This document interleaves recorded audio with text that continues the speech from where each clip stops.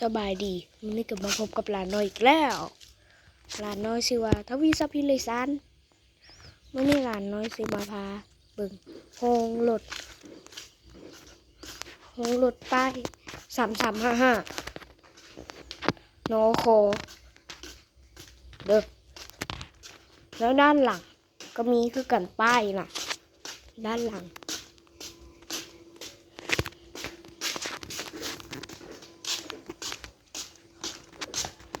ยี่ห้อเกียร์รถนี่ยี่ห้อเกียร์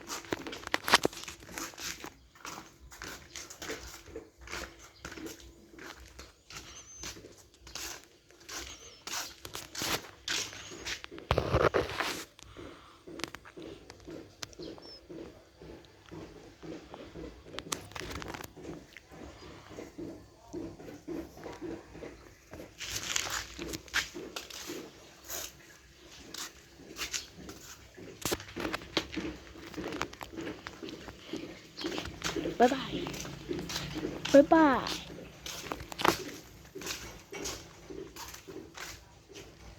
นี่ก็ฝากกดไลค์กดแชร์กดติดตามและกดกระดิ่งให้หลานน้อยเนี่ยเพื่อจะบ่พลาดคลิปใหม่อีก